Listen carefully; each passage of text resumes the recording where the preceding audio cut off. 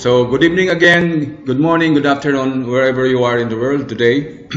This is again Mr. Lopi Columna trying to explain the deep secrets of the Bible, of God, because nobody is doing this. As I said before, you cannot really understand the Word of God or the Bible if you don't know the secrets and the mysteries hidden below the literal verses that we read. That's why there's so much confusion, debates, misconception, even persecutions today in the world in the area of religion, because they don't really know and understand what's happening and what happened before and even in the future. They are filled with man-made opinions, ideas, concepts, not really of God. So ito ngayon we will discuss from the Word of God, yung malalim, yung nakatago, the hidden, the secrets, para maintindihan talaga natin. So now, the main subject today is about the tree of the knowledge of good and evil. It is just like a movie. If you don't start from the very beginning, you cannot really understand the story plot of a movie if you started viewing it in the middle and then to the end. That's what's happening today. Most of the churches and the pastors, the preachers, evangelists, priests, they don't really know what happened in the beginning. And yun ang umpisa eh. Kung hindi mo naintindihan ang umpisa, naturally, hindi mo maintindihan ang end in even the present time. So for us to really understand what happened and also the effects in the future, we should start from the very beginning. And we will use God's secret revelations, not the scholarship of this world. Nakatago yan for thousands of years. Ngayon lang ilalabas yan ng God the Father because nga babalik na si Jesus Christ. So ito ngayon ang ating subject. What happened then? So we start from inside the garden, as I mentioned before. When God created Adam and Eve, nilagay sila sa loob ng garden na ginawa ng Panginoon. And inside the garden, there are two major trees. The tree of life and the tree of the knowledge of good and evil. Nasa gitna sila in the center of the garden. And God said or commanded Adam, you can eat any tree here inside the garden, but there is one exception. The tree of the knowledge of good and evil, don't eat from it. Because pag ginawa mo yan, pag kumain ka, you will surely die. So that's the command. What I said, the two trees, nasa ano yan, nasa Genesis chapter 2, 8 to 9 and 17. Andun yan, nakasulat yan doon. You will surely die. Oh, okay, that's the command of God, the Creator. And here in these slides, you can see the symbol of Messianic Kabbalah revolution. Yan pa ang nag-i-exist noon. Ipapansin nyo yung logo namin, Tensiferot, sa taas niya na may crown. Ibig sabihin yan, it is connected to God. Itong crown na to. Keter. Sa Tensiferot yan. So okay yan. Yan ang nag-i-exist sa Garden of Eden. Itong tree of knowledge of good and evil, the similar dito sa Tensiferot, kaya lang ang problema niya o ang kaibahan niya, wala siyang keter, wala siyang crown. Makikita nyo yan mamaya. Ayun, sa baba. So, mapansin nyo, yung keter sa taas, yung Messianic Kabbalah, yung Kabbalah niya, may crown. Nakakonect yan sa God the Father kasi tree of life siya. Yun sa baba, tree of death, tree of knowledge of good and evil. Wala siyang crown. Ibig sabihin yan, wala siyang connection sa source of life na yung God the Father. So, tree of death siya pag kumain ka rito. That's why pinagbawal ng God yan. Huwag kang kakain dyan kasi walang connection yan sa life. You will surely die. Ibig sabihin, tree of death. Pwede kang kumain sa tree of life. May crown yan, crown of life. So, yan ang ibig sabihin. Next slide. So, ngayon, in that situation, there are two voices. The voice of God, sabi ng God, huwag kang kumain. And then the voice of the serpent or Satan na dumating, pumasok, opposite ang sinabi. Sabi niya, hindi, kumain ka. You will not surely die. Sabi ng God, you will die. Sabi ng serpent, you will not surely die. So, there's now an opposite. Sino ang nagsisinungaling? Naturally, syempre, God will not lie. Ngayon, dumating itong isa, binaliktad yung sinabi ng God. Nandun yan sa Sa Genesis chapter 2 verse 17, sabi nga ng God, you will surely die pag kumain ka dyan. Dumating yung serpent, sabi niya, dumaan siya through the woman, you shall not surely die. So ngayon, there are two voices. Ito ang ngayon test. To what voice will you listen to? Will you listen to the voice of God or to the other voices o other voice na hindi sa God? Usually nga, kay Satan yan. The problem with the first man and woman is that they listen to the voice of Satan, not of God. That's their first sin. And sinabi dito nga ng serpent, pag kumain kayo, for God don't know that in the day you eat thereof, your eyes shall be opened, and ye shall be gods, like gods, knowing good and evil. So atin mo i-analyze natin mabuti itong sinabi ng serpent. Actually, yung serpent, sabi sa Suhar, ano yan? It's a kind of dinosaur, This is just to give you an idea. The serpent mentioned here is a kind of dinosaur. Nakatayo siya noon by the time, by his 2 feet. Standing yan. Parang tao yan. And nagsasalita. And actually, may nakasakay pala dyan. Ang nakasakay dyan, si Satan. So, let's analyze the verse here in Genesis 3, chapter 4 to 5. What does it really mean? Anong impact nito sa mankind, even in our present generation? So, the serpent said unto the woman in verse 4, you shall not surely die. He contradicted the command of God that sabi ng God, you shall surely die. Sabi ng serpent, opposite, hindi ka mamamatay, you will not surely die. So yan na, opposite na. Ngayon, itong instant na to, dalawang voice ang lumabas, the voice of God and the voice of the serpent. So the question now is, who will you listen to? Ngayon, ito yung dapat ma-realize ng lahat. Tayo lahat, ma-realize natin ito. All of us should realize the test question or temptation that was given to Adam and Eve in the Garden of Eden is still being offered, or all of us are being exposed today in our generation.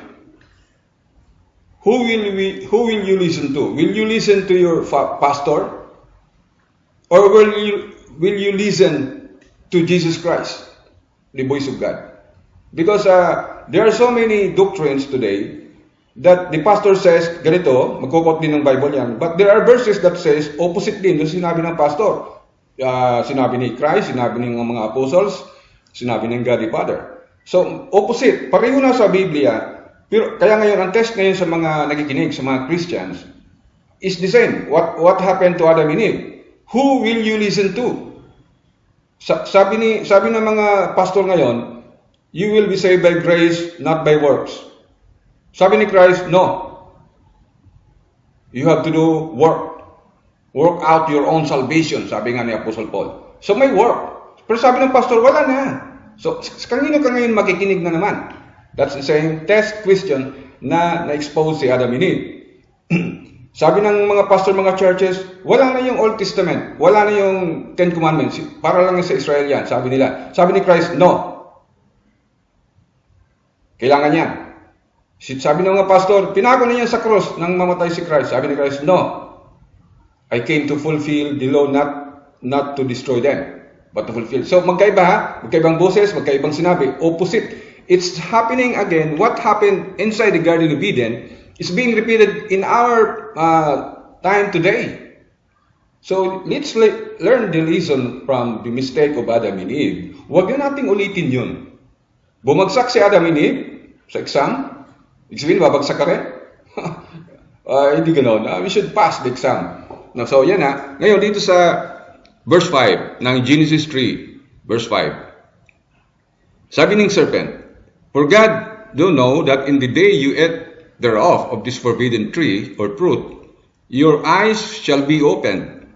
Ano ang ibig sabihin ng your eyes shall be opened? Ibig sabihin yan, before their eyes were closed. Closed to what? Ngayon, opened na. Open to what? And then may kadugtong pa nga dyan, in ye shall be as gods, knowing good and evil. And in some verse, sinabi ng God na totoo yan, ha? Mapansin nyo, sabi ng God, the man or Adam have become like us. God is, sinabi ng God yan. So, totoo yung sinabi ng serpent. Mapansin nyo, ha? Yung sinabi ng serpent, may truth, kaya lang may halong falsehood. Yung sinabi niya na, you shall not surely die, that's a lie. Kasi opposite yan sinabi ng God. Pero yung sinabi niya na, you shall be as gods knowing good and evil, yes, it's true. Kasi sinabi mismo ng God yan. So, papansin nyo, yung Genesis 3 verses 4 to 5 is a mixture of truth and lies. Convincing. Kung hindi ka nag-iisip, maniniwala ka. Kasi, may verse din na sabing totoo eh. Ang problema, hinaluan ng mali, ng falsehood, ng lie, ng kasinungalingan. So, be careful ha, yan ang technique ni Satan. Pinaghahalo niya yung tama at mali. So, yan. Ngayon, itong sinabi dito na, your eyes shall be opened, ito, explain ko ito ha. Lately lang na-reveal sa akin to. Ano ang sabihin niya? The eyes, our eyes, sabi ng mga doktor, is connected to our mind. The eye is an external part of the brain. So, ganun yan ha. Kung whatever we see, the brain will interpret. So, ganun yan. Or nirecord niya, the eye is like a camera. Pag nakita mo, whether you like it or not, the picture that you have seen is printed in the brain. And the brain will interpret it. Nandun na yun. So, ngayon, napansin nyo ha, your eyes shall be opened. Ano ang ibig sabihin niya? Your eyes, sabi ni serpent, yung mata nyo ng tao ni Adam and Eve, hindi the eyes of God, but your eyes. So, lumalabas ngayon, kaya pala ganito ang nangyari ngayon sa mundo. Away-away, debate, kanya-kanyang opinion, iba-ibang paniniwala. May naniniwala, may hindi naniniwala, may neutral, may walang pakialam. Bakit? Kasi, pag sinabi ng serpent na your eyes, all your perceptions now, your perception, your opinion, your judgment, your viewpoint, depends now on your own eyes. So, sabi ko nga, yung eyes natin is an external part of the brain. So, kung ano yung paniniwala mo, perception mo sa isang bagay, nakita ng mata mo, your brain will give judgment or meaning kung ano yung nakita mo. Yun ngayon ang i-judge mo. Based on your eyes, based on your brain, based on your perception. Nag-iba, hindi na yun eyes of God. Ibig sabihin, hindi na yun ang interpretation or judgment of God or meaning na galing sa God. Galing na yan sa iyo, sa tao. Yung sa kabilang tao naman, iba naman ang kanyang pananaw sa issue na yan. So, iba naman ang sabihin niya, debate. Yan ang effect ng pagkain sa pinagbawal na prutas ng punong kahoy na tree of knowledge of good and evil. Mapansin nyo tree of knowledge, kaalaman, of good, yun, may good. Ang problema, may evil. It's a mixture of good and evil. So, may good nga siya, pero pag hinaluan mo ng evil yan, it becomes confusion, debate, war, complex, gulo hanggang ngayon. Yan ang nangyayari sa mundo ngayon. So ngayon, now you understand, as I said before, if you have question, email me or give comments in YouTube or send me an email so I could answer that. So ito ngayon tingnan mo yung effect ngayon sa tao nang kumain siya. Kasi nga, your eyes will be open. So now, the judgment, the viewpoint, the perception now depends on the perception ng humans, hindi na God. Kaya yung sinasabi na human rights, yan, that's a very common interpretation. Ang nagbigay niyan ay rights, human. Karapatan daw niya. Yes, karapatan niya. Pero according to human, hindi according to God. So yan ngayon ang pinaglalaban, pinag-uusapan palagi. Ngayon, ito ngayon ang problema dyan. Sabi sa Bible, woe to those who call evil good and good evil. Yan, nagkaroon ng nabaliktad na. Yung evil, sa ibang tao, good. Tulad halimbawa ng same-sex marriage. Sa iba, good yan. So, pwede payagan. Good yan. Pero sa India, God, evil yan. Pero sa kanila, good. And then, meron din namang, yung good, tinawag nilang evil. So, binaliktad nila. Halimbawa, yung yung Sabbath is good. Hindi kailangan yan. Pwede naman Sunday, any day of the week. O yun. Napulyot nila. They perverted the meaning. Depende na yan sa kanilang pananaw o kagustuhan. Yung definition nila ngayon ang sinusunod, hindi na yung definition ng God. Because for you to really know the truth, you should study and search for the definition of God, not man. Magkaiba ngayon yan. Nang magkasalang tao, ibang-iba na siya sa Diyos, ang kanyang definition ng good, nag-iba. Ang definition niya ng evil, nag-iba. Binaliktad nga yan, na-reverse. So, isa yan, no? And even yung darkness, they substituted darkness for light and light for darkness. So, yung liwanag, ginawa nilang dilim, yung dilim, ginawa nilang liwanag. Kaya yung mga nightclub dyan, darkness yan. Pero tuwan-tuwa mga tao doon. Sa kanila, light yan. So yung sinasabi ko, nasa ano yan na Isaiah chapter 5 verse 20. So ngayon, pinagpalit na ngayon ng tao, depending on his own judgment and perception through his eyes, connected to the brain, kung ano yung kanyang pagkaalam or understanding, ngayon nga ay downgraded, fallen na, bumagsak siya because nagkasala siya. Remember, itong mga events na to ay nangyari after na magkasalang tao. Nang kumain siya doon sa pinagbawal na kahoy na prutas. Kaya nag-iba siya. Kaya nga nakalagay doon, their eyes were open. Open to what? Open to human opinions, human ideas, human rights, human perception, human judgment. Hindi na God. Yun ang ibig sabihin nun. Kaya nga ito, nagkalabo-labo na yung good tinawag ng evil, yung evil tinawag na good, yung light tinawag na darkness, baliktad, yung bitter, yung mapait, ginawa nilang sweet, matamis, yung sweet naman, ginawa nilang bitter. So, ganun ang nangyari sa mundo ngayon. Magulo, kaya daming patayan, daming gira, daming disease, daming confusion, daming massacre, accident, everything good or an evil, mixture of good and evil. Even yung good, ginagamit nila sa evil purposes. Katulad halimbawa ng kunwari, tutulong sila sa mga biktima halimbawa ng Yolanda, daming nag-donate, good. Pero ginagamit nila sa evil. Ang purpose nila, for evil, para tax deduction, sikat sila, babalita yan. So, ganoon ang nangyari. So now, dito pa sa Isaiah 5, verse 21, sa next verse, may continuation, sinabi pa na, woe to those who are wise in their own opinion and clever in their own sight.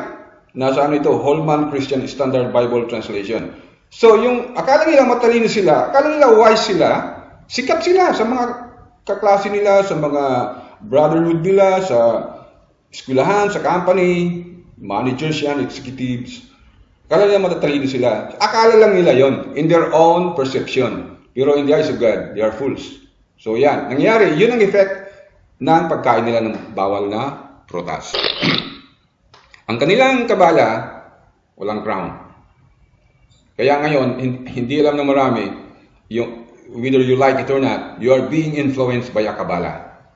Hypnotism, magic, witchcraft, hindi lang nyo alam o hindi kayo aware. Mind control, kinokontrol ang mind nyo. May power ang Kabbalah. Kaya lang, yung Kabbalah na sinasabi ko, walang crown. Yan it came from the tree of the knowledge of good and evil, na hindi connected sa Father. It will lead you to death. It will not give you life. It will give you a temporary success, temporary pleasure, but in the end, you will die. Kaya nga sabi ng God, you will surely die. So yan yung nakalagay dito sa symbol, sa slides. Messianic Kabbalah Revolution without the Keter or without the crown. Yan. Tree of knowledge of good and evil yan. Ngayon, the tree of knowledge, ano ba ang definition ng good and evil? Kasi nandun yung salitang good, the tree of knowledge of good and evil. Ito, for the very first time, this is the very first time na lalabas ang ganitong definition. Wala kayong mababasa sa iba nito, mga libro, hindi ito narinig sa mga Bible study, mga sermons. Wala. Hindi ito alam ng mga pastor. Only the bride of Christ. Ni-reveal ito. So ito ngayon, pag sinabing good, ano ang ibig sabihin niya? Maraming galit sa Hudyo, sa Israel, hindi nila alam, yan ang definition ng good. Good means Jewishness. That's why Christ, when He became human, He became a Jew. He lived like a Jew. Because He is good.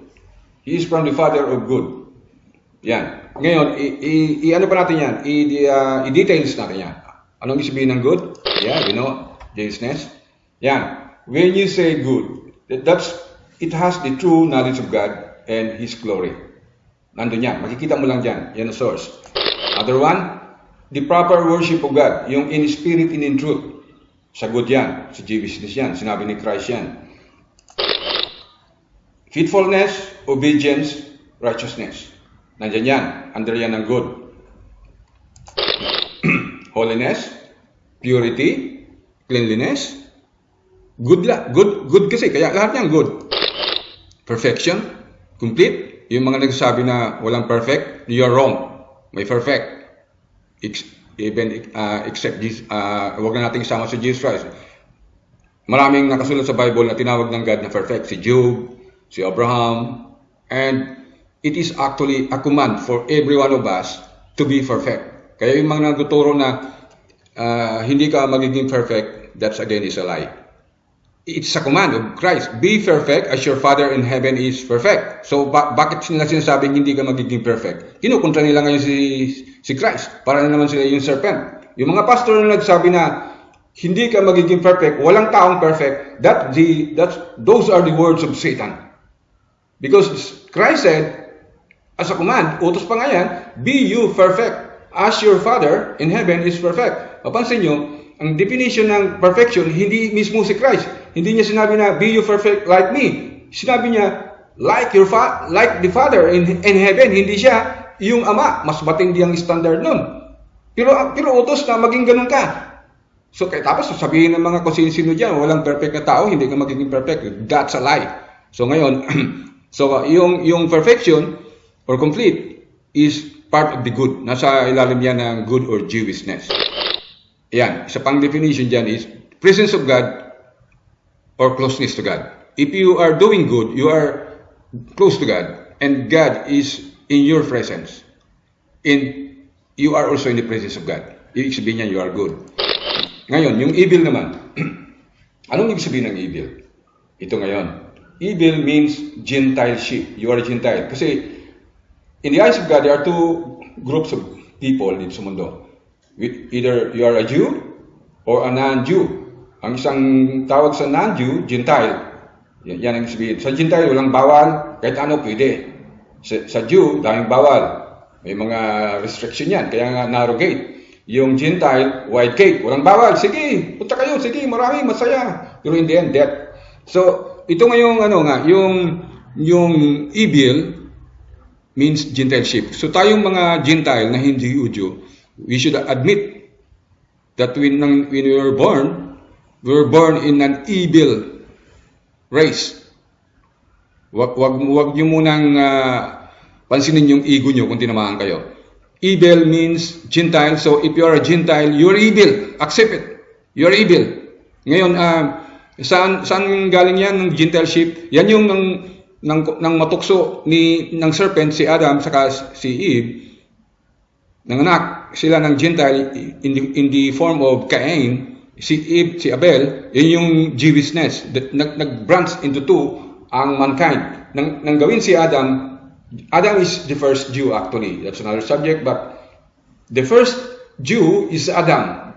Original Adam. Not Abraham, according to the Jewish Israel. Si Abraham daw. No, it's not.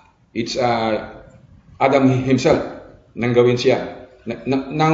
Nang magkasala si Adam, original Adam sa Garden of Eden, yun, nahaluan siya ng Gentileship because of the impurity of Satan injected to Eve and then to him. And then, nanganak sila, si Cain. Yun yung naging line ng Gentileship. Evil na yun. Kita mo naman, pinatay kagad ni Cain si Abel. Ni Abel yung good, si Abel, and then, or Jewishness. Hanggang ngayon, mapansin nyo, maraming galit sa Israel, sa mga Hodyo, because they are representing the good.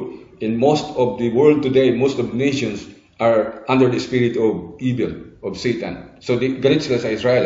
Kaya be careful kung galit ka sa Israel. Remember, ibig sabihin yan, the spirit of evil na sa'yo. Be careful with that.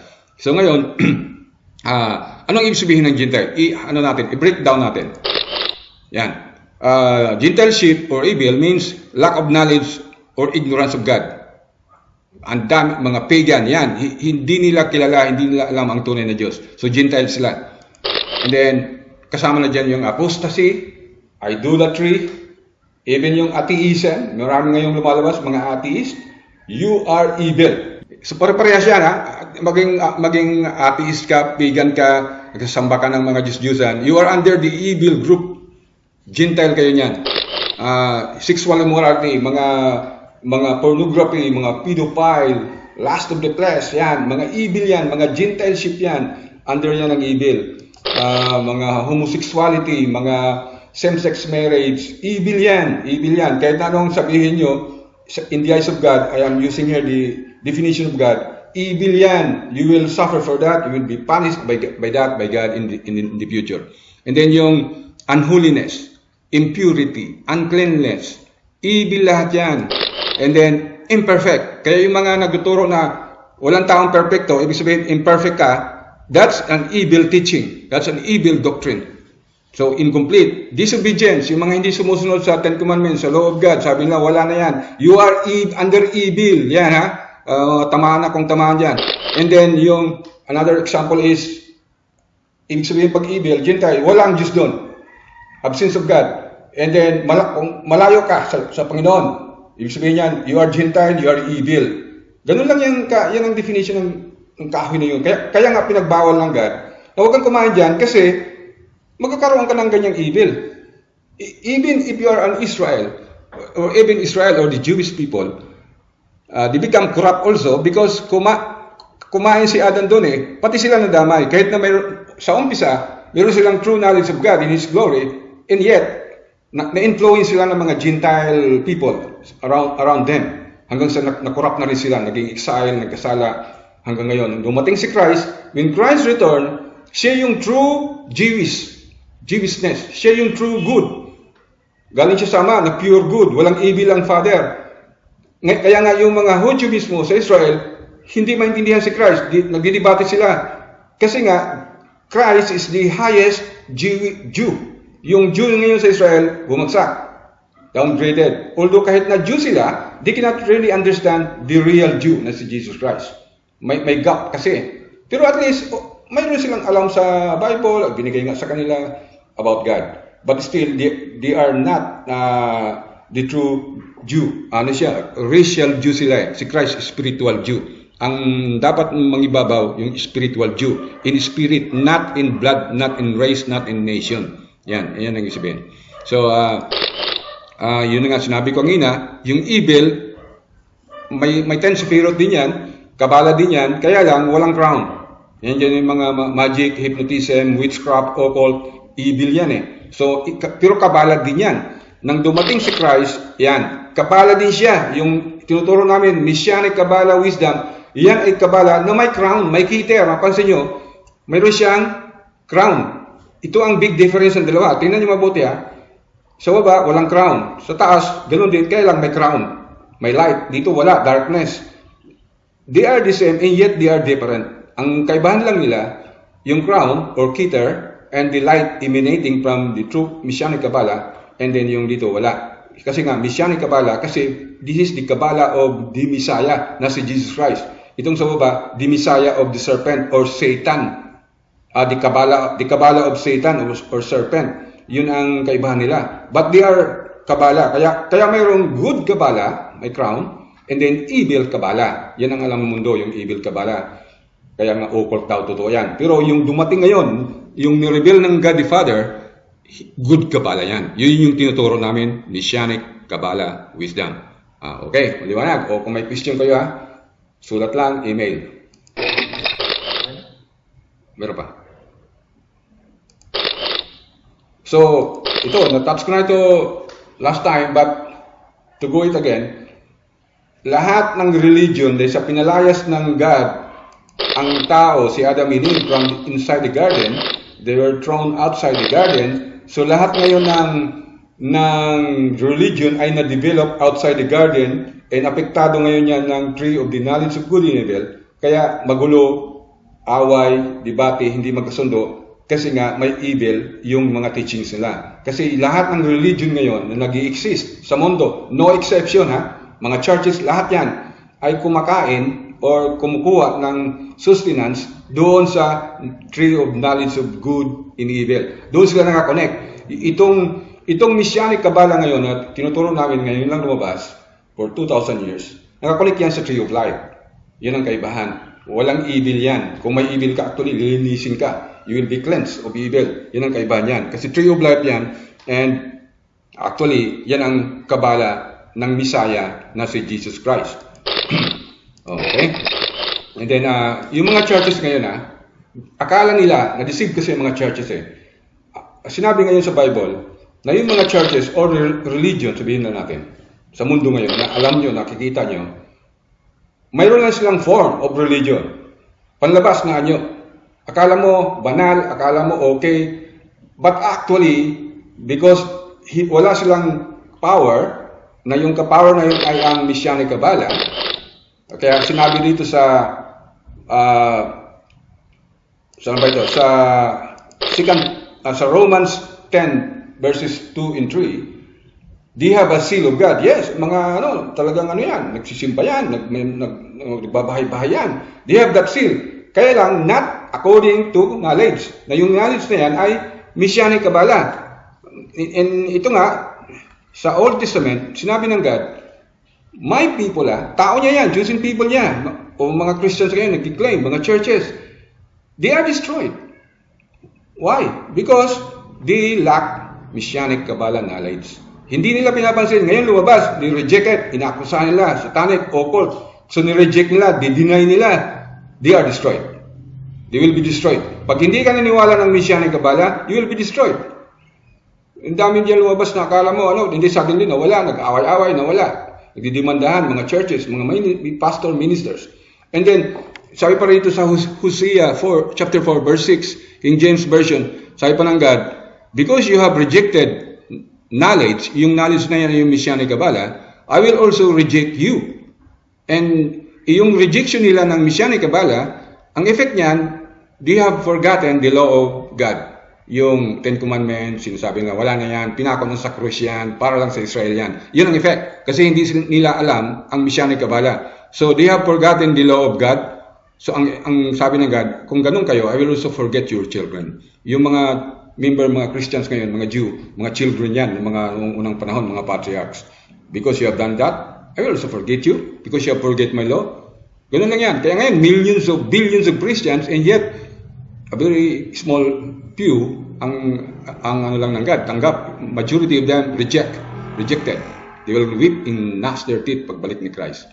And bakit? Because they are ignorant of God's righteousness. Sa Messianic Kabbalah wisdom mo lang makikita ang totoong righteousness ng God. Pag wala ka yan, hindi mo alam yan, yung righteousness nyo, human-made, man-made. Yan isa sabi na, not according to God's knowledge. Ignorant kayo sa God's righteousness, and you establish your own righteousness. You have not submitted yourself unto the righteousness of God. Pag wala kayong Messianic Kabbalah. So ngayon mayroon kayong form, may format kayo, nagsisimba kayo kunwari matulungin kayo, pero because you deny the power of Messianic Kabbalah, useless kayo. Hindi nag-change ang spiritual nyo. Ganun pa rin kayo, may mga bisyo, nagmumura, nag-aaway, same-sex tanggap sa inyo. Yan ang effect niyan. Wala kayong power. Sabi sa Bible, sin, ang kasalanan ay nasa pintuan ng bahay nyo. Ang hangad niyan ay kayo. Tuksuhin. Pero, ang dapat yung gawin, labanan yan, you must rule over it. Hindi mo maiiwasan, ang tukso nandiyan talaga. Kasi nga nagkasalan ng tao, nasa labas tayo ng garden. And then, ang sabi ng God, patungkol ito kay Cain noon, pero para di sa atin lahat ngayon yan. Sa Genesis chapter 4, verse 7. If you do right, won't you be accepted?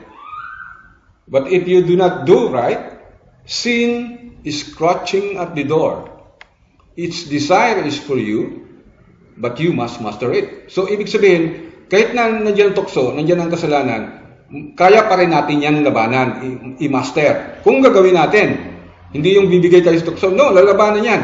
So, yun natin agad Kaya nga, ang sino man na magka-overcome ng sin, sabi ng God, I will make him a pillar in the temple of my God. Si Christ nagsalita dito. And he will go out from there no more. I will write on him the name of my God and the name of the city of my God, the new Jerusalem, which comes down out of heaven from my God. In my own new name, ilalibigay sa iyo. Doon ka titira sa New Jerusalem. Pag napaglabanan mo yung tukso, yung kasalanan. Yan ang award. Yan ang award. Nandiyan yun sa Revelation 3, chapter 12.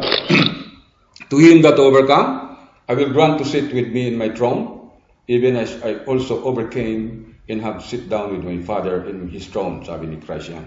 So, diyan ngayon malalaman ng God, ng Ama, kung sino talaga ang qualified na maliligtas, mabibigyan ng kwarto sa New Jerusalem, sa New Temple.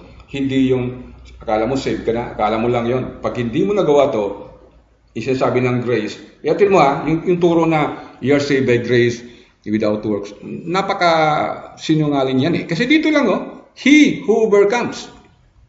Ibig sabihin may gagawin ka, lalaban ka. Tapos ang turo ngayon ng mga pastor, hindi ka na mag-overcome. Okay lang, grace ni Christ yan eh. Wala na, pinatawad ka na, okay ka na. That's a deception.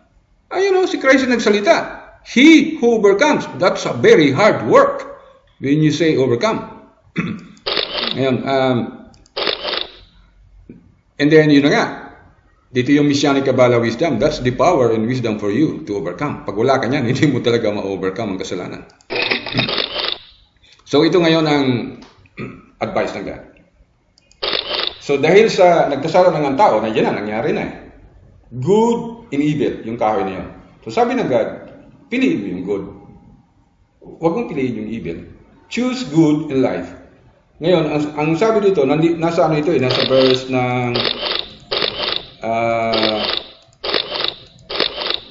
sa Old Testament, Deuteronomy chapter 30, verses 15 to 20. Ito yung sinabi. Sabi ng God, I have set before you light and death. Light and good, death and evil.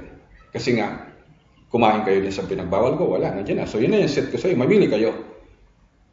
Dati-rati, kung hindi kayo kumain dyan, wala sanang ganun, kung sa tree of life ka kumain, walang ganitong choice. Kaso, pinili nyo, knowledge of good and evil.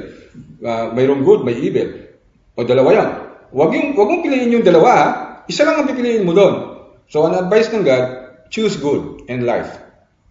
Huwag yung evil. Hindi rin pwedeng good and evil. Disqualified ka rin doon. Dapat ng God, good lang. Isa lang ang pipiliin mo. Walang halo. Malinis ka, pure. Ngayon, ito yung sinabi pa dito, paano magawa yan? Love and obey God's voice. So, hahanapin mo ngayon, be careful with what you hear. Saan galing yung boses na yan, o teaching? Sino nagsasalita? I-check mo yan sa salita ng Diyos. Kasi ang dapat mong sundin, yung salita o boses ng God. Hindi yung boses ng pastor mo, o ng minister nyo, o ng church nyo, o ng sino-sino dyan. Otherwise, katulad ka ni Adan, nakinig ka sa serpent instead of God. So ngayon, ang sabi nga niyan, dito sa verse 20, love the Lord your God, obey His voice, cling to Him, because He is your life and the length of your days. So ito ngayon ang tanong, sa dami na nagpipreach, alin dyan? Kanginong boses ang papakinggan ko? Si Kibuloy? Si Soriano? Si Mike Bilardi? Yung sa abroad, sino doon? Santo Papa? Kasi lahat yan nagsalita eh. Sinong boses ang pakinggan ko? Be careful be careful. Baka ma-deceive ka. Ngayon, may sinabi ngayon dito sa next verse, Mark 1 verse 3 sa New Testament. Si Paul nagsabi nito. May prophecies, actually sa Isaiah to, sa Old Testament. Ngayon, na-fulfill sa New Testament. The voice of one crying in the wilderness. Sinasabi niya, prepare the way of the Lord, make His path straight. Isang boses lang, ang sabi dito. Yun ang hanapin nyo. Yun ang pakinggan nyo. Yung mga maraming mga boses na religious sa labas, hindi yan. Isa lang, ang sabi ni, prophecy yan ni Isaiah, na fulfill kay John the Baptist during the time of Christ. We are in the end time, mapufulfill na naman yan, because there is an end time Elijah, end time John the Baptist. So ngayon, voice of one. Sino yan? Sino ang gumagawa niya? Bride of Christ. Yung nagtuturo ng Messianic Kabbalah. Yun lang. Pag hindi nagtuturo ng Messianic Kabbalah, hindi yan. So at least I give you a clue. Kaya nga nag-iisa lang yan eh. Sa mundong ito, walang nag-preach ng ganong message. Nag-iisa lang yan. Voice of one. The one voice. Sabi sa ibang translation. Hindi yan 2 or 3 or 4 or 10 or 20. No, only one. Yan ang hanapin nyo. Biblical yan. So, should stop eating now from the tree of death. Tumikim na tayo sa tree of life. Messianic Kabbalah yan. And then, pag na-qualify ka, you will go inside, you will re-enter the Garden of Eden. Nandun na talaga yung buong tree of life. Doon, magpakasawa ka doon ng tree of life. Pero bago ka makakain nun, ngayon pa lang, tumikim ka na, maghanda ka na, ihanda mo yung sarili mo. Huwag ka nang kumain sa bawal na tree of death, knowledge of good and evil. Yan ang ano dyan. Stop eating now from the tree of death. Start tasting or eating from the tree of life.